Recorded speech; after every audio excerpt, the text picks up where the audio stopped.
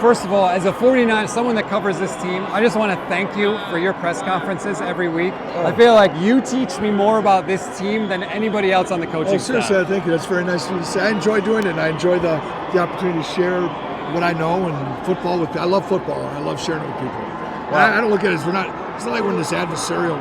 I got it easy. I'm the offensive line coach, run game coordinator. It's not like I'm the head coach who calls all the plays. So, but I have that situation where I look at it as it's an opportunity to share and explain and the game that I love so much. So I appreciate that you get something out of it. Oh, absolutely. Now, you had to take on some additional duties because of all the turnover with the coaching staff.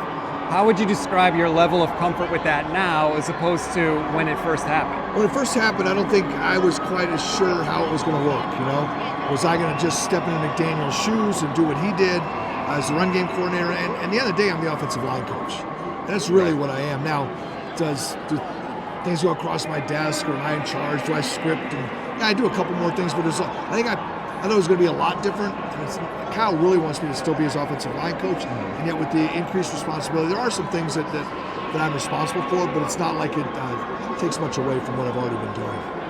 I've described the offensive line almost like a machine, and if there's one grain of sand in the machine, sometimes it could throw off everything, especially in the ground game.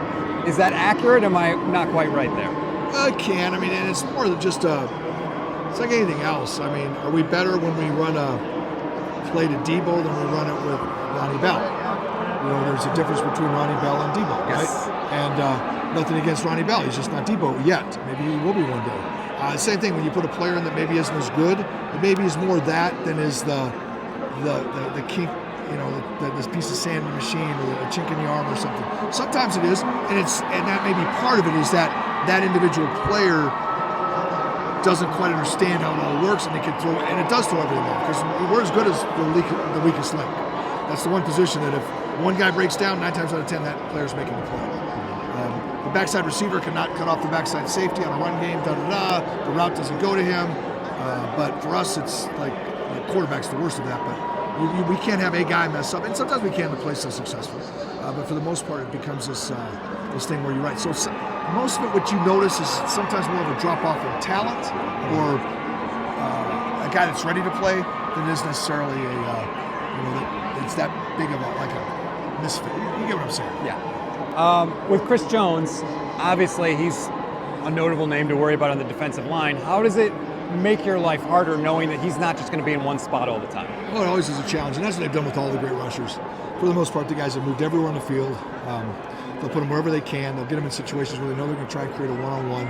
Every defense knows the challenges of freeing up their great rusher and how to do it, and they study. If they study close enough, if they look at what you do close enough, they'll understand what it is they need to do to create that one-on-one matchup. And we did some good things against them. We played them last time, and then at the end of the game, we ended up out of McGlinchey, and we didn't do as good a job of helping out there, and he had some place at the end of the game.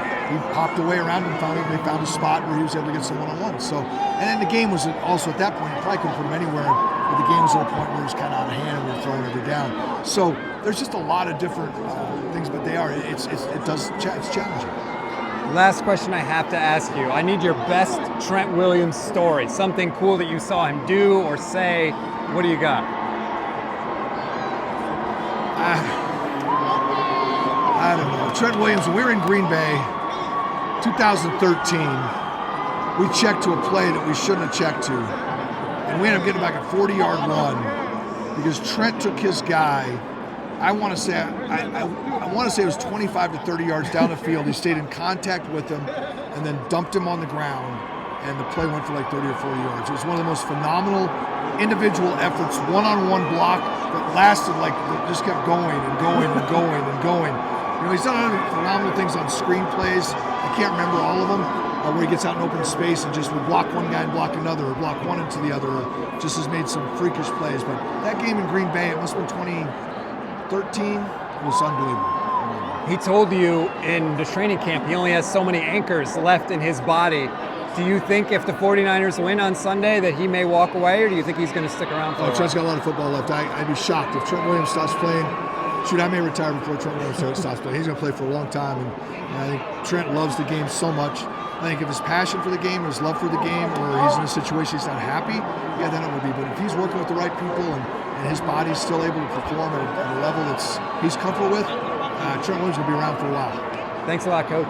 Thank you very much. Thanks for the compliments. I appreciate it.